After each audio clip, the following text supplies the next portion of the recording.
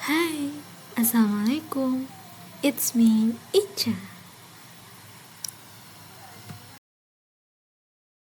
Hai, Assalamualaikum.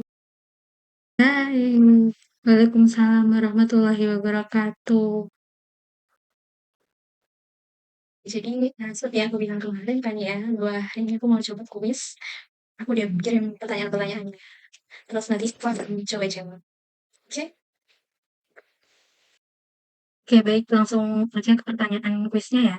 Jadi, pertanyaan pertama itu, coba sebutkan dua definisi dari pelatihan. Terus, menurut kamu, pelatihan itu kayak apa? Oke, dari dua definisi pelatihan itu yang pertama itu ada dari Walter. Menurutnya, pelatihan itu adalah pengalaman yang direncanakan agar seseorang itu punya keterampilan baru yang tidak ia bisa sebelumnya. Nah, yang kedua itu menurut Smith dan Ragan. Menurut mereka, pelatihan itu adalah pembelajaran pengalaman yang difokuskan kepada individu untuk bisa keterampilan yang baru dan itu juga bisa diterapkan segera. Nah, jadi kalau menurut aku, pelatihan itu adalah pembelajaran praktek langsung untuk seseorang agar bisa punya keterampilan atau kompetensi baru. Yang keterampilan dan kompetensi baru itu bisa segera diterapkan di dunia kerja. Pertanyaan kedua itu, apa saja sih manfaat diselenggarakannya suatu program pelatihan dan hambatan apa saja yang sering muncul ketika suatu program pelatihan itu dilaksanakan? Bisa dijelaskan?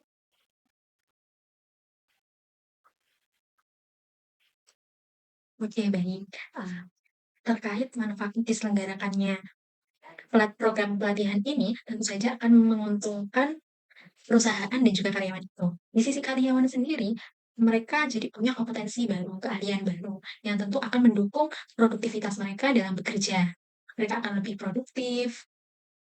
Lalu dari sisi perusahaannya sendiri, mereka akan mendapatkan kualitas kerja yang lebih baik dari karyawannya.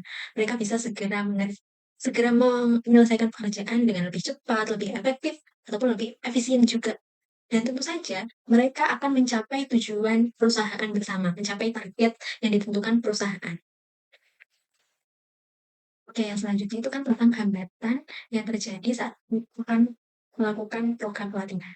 Nah, hambatannya ini ada juga dari beberapa pihak seperti manajemen yang tidak memberikan eh, biaya ataupun arahan yang tepat gitu. Jadi manajemennya itu seakan acuh dengan program pelatihan ini. Tentu saja ini sangat mengganggu karena manajemen itu seakan jembatan dari atasan dan juga karyawan begitu. Lalu yang kedua adalah motivasi peserta. Kalau pesertanya tidak termotivasi untuk ikut program pelatihan, tentu saja mereka akan melakukan program pelatihan ini secara terpaksa.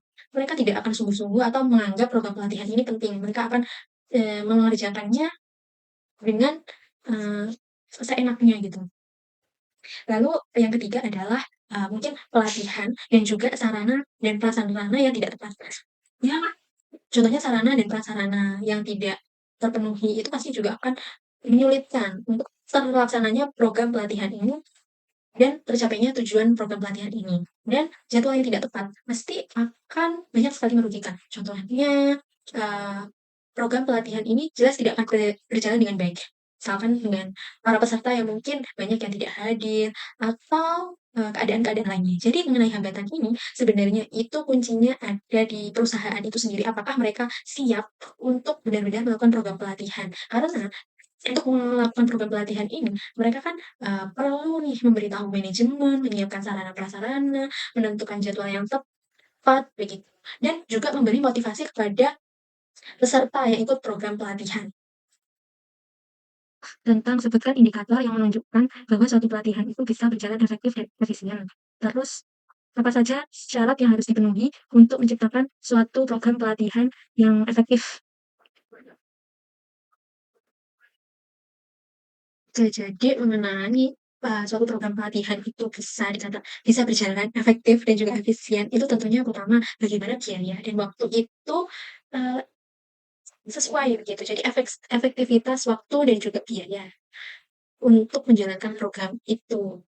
Lalu yang selanjutnya itu motivasi dari peserta. Jika pesertanya itu sangat termotivasi untuk ikut program pelatihan, maka kemungkinan besar, eee, program pelatihan itu bisa berjalan dengan efektif dan juga efisien. Lalu, yang lainnya itu lagi tentang manajemen yang baik. Jadi manajemen yang baik itu benar-benar kunci bagaimana, suatu program pelatihan itu bisa berjalan efektif dan juga efisien begitu. Lalu juga perencanaannya, metode yang digunakan, itu juga sih. Untuk syarat pelatihan yang efektif begitu kan ya, itu ya tergantung mengenai analisa kebutuhan yang tepat. Jadi sebelum program pelatihan itu bisa dilaksanakan, tentu saja kita harus menganalisa sebenarnya apa sih yang dibutuhkan oleh karyawan. Jika benar yang dibutuhkan oleh karyawan itu adalah program pelatihan, maka program pelatihan ini pasti akan efektif untuk mengatasi masalah di perusahaan. Lalu yang selanjutnya juga adalah materi yang relevan. Karena kalau materi ini kuncinya, kalau misalkan suatu materi yang diberikan itu tidak sesuai, maka bagaimana pemecahan masalah di perusahaan itu bisa uh, ditanggulangi. Terus yang selanjutnya adalah instruktur yang kompeten. Jadi siapa yang menjadi lead atau yang memberikan program pelatihan itu juga harus ditelusuri latar belakangnya. Lalu yang kemudian itu adalah metode pelatihan yang dipilih begitu. Karena metode ini juga merupakan kunci bagaimana peserta itu benar-benar bisa belajar dari program pelatihan ini. Oke, terus, yang pertanyaan yang terakhir ya, itu tentang apa saja yang kamu ketahui tentang model ADI dalam program pelatihan? Terus, apa makna dan definisi dari analisis kebutuhan pelatihan menurut kamu? Model AD dalam program pelatihan itu kan ada 5. A itu adalah analisis. Jadi analisis suatu masalah dalam perusahaan itu. Contohnya saja, misalkan terjadi penurunan kinerja karyawan, maka itu bisa menjadi problem yang menjadi alasan dilaksanakannya program pelatihan. Lalu yang kedua itu adalah D, yaitu desain. Bagaimana kita mendesain materi program pelatihan itu. Lalu yang ketiga itu adalah development, yaitu pengembangan materi. Bisa berupa materi pembelajaran atau eh, panduan, materi panduan untuk peserta itu gitu. Jadi dari rencana itu dikembangkan lagi. Lalu kemudian I itu implementasi di mana suatu hal yang sudah direncanakan, dikembangkan itu dilaksanakan dalam program pelatihan itu. Lalu yang terakhir itu adalah E, yaitu evaluasi. Di mana evaluasi ini bisa berupa pertanyaan kepada karyawan, seperti apa kepuasan karyawan dari program pelatihan ini, ataupun dari pihak penyelenggara program pelatihan, dari perusahaan atau pihak manajemen. Apakah menurut mereka program pelatihan ini itu sudah berjalan efektif dan juga efisien begitu.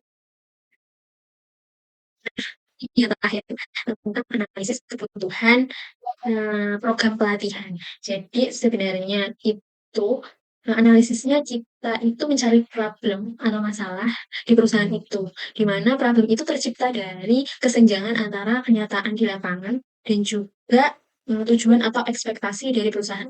Misalkan dari perusahaan itu menargetkan 10 barang yang terproduksi dalam satu hari, tapi ternyata para karyawan itu hanya bisa menyediakan 7 produk dalam satu hari. Maka kan itu terjadi kesenjangan. Maka dari kesenjangan itulah kita akan mencari solusinya. Apakah solusinya itu harus dilaksanakan program pelatihan atau tidak? Jika itu terkait dengan keterampilan, masalah itu terkait dengan keterampilan karyawan, maka diperlukan program pelatihan. Yang saya katakan seperti itu. Oke, thank you udah bisa berbagi kuis ya. Semoga jawaban saya itu tepat karena saya seperti itu. Oke, bye. Aku juga terima kasih, bye.